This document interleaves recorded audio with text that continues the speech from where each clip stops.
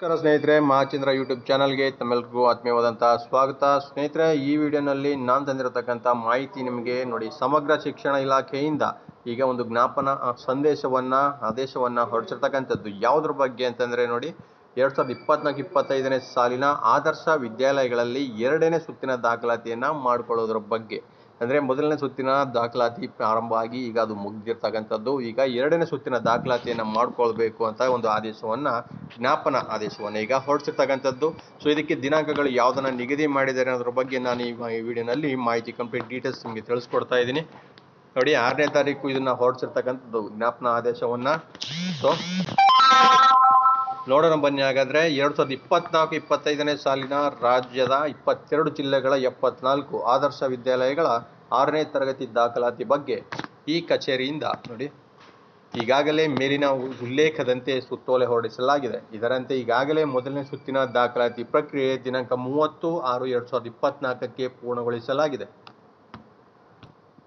ಮುಂದುವರೆದು ನೋಡಿ, ಬಾಕಿ ಉಳಿಕೆ ಸೀಟುಗಳಿಗೆ ಕರ್ನಾಟಕ ಮೀಸಲಾತಿ ಅನ್ವಯ 2ನೇ ಸುತ್ತಿನ ದಾಖಲಾತಿಗಾಗಿ ಪಟ್ಟಿಯನ್ನು ಸಿದ್ಧಪಡಿಸಿ ಸಂಬಂಧಿಸಿದ ಮುಖ್ಯ ಶಿಕ್ಷಕರಿಗೆ ನೋಡಿ ವೆಬ್ಸೈಟ್ ಅಡ್ರೆಸ್ ಕೊಟ್ಟಿದ್ದಾರೆ. www.vidyawahini.karnataka.gov.in ಮೂಲಕ ನೀಡಿದೆ.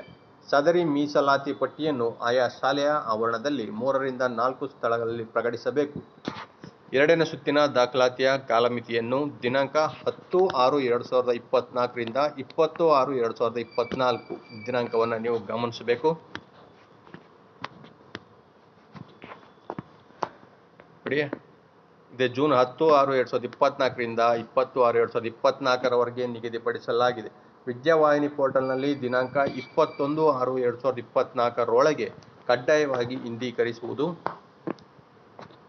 ಅಗತ್ಯ ದಾಖಲೆಗಳನ್ನು ಪಡೆದು ದಾಖಲಾತಿಯನ್ನು ಮಾಡಿಕೊಳ್ಳಲು ಆದರ್ಶ ವಿದ್ಯಾಲಯಗಳ ಮುಖ್ಯ ಶಿಕ್ಷಕರಿಗೆ ಅನುಮತಿಸಿ ಈಗ ಆದೇಶಿಸಿದೆ. ಸೊ 20ನೇ ತಾರೀಕುವರೆಗೆ ಕಾಲಾವಕಾಶವನ್ನು ಮತ್ತೆ ನಿಗದಿಪಡಿಸಲಾಗಿದೆ. ಮೊದಲನೇ ಸುತ್ತಿನಲ್ಲಿ ಯಾರ್ಯಾರಿಗೆ ಈಗ ಸೀಟ್ ಸಿಕ್ಕಿಲ್ಲ ಅವರು 2ನೇ ಸುತ್ತಿಗೆ ಪ್ರಯತ್ನವನ್ನು ಮಾಡ್ಬೋದು. ಸ್ನೇಹಿತರೆ, ಈಗ ನೀವು ಆದರ್ಶ ಶಾಲೆಯಲ್ಲಿ ನೀವು ಅರ್ಜಿ ಸಲ್ಲಿಸಿಯೇ ಪರೀಕ್ಷೆ ಬರೆದಂತಹ ಶಾಲೆಗಳಲ್ಲಿ ಹೋಗಿ ವಿಚಾರಣೆಯನ್ನು ಮಾಡಿ ನೀವು 2ನೇ ಸುತ್ತಿನ ಲಿಸ್ಟ್ನಲ್ಲಿ ಬರ್ಬೋದಾ ಏನು ಅಂತ ಖಚಿತವನ್ನು ಪಡಿಸ್ಕೊಳ್ಬೋದು. ಸೊ 20ನೇ ತಾರೀಕು ನಿಮಗೆ ಕೊನೆ ದಿನಾಂಕ ಆಗಿರುತ್ತೆ.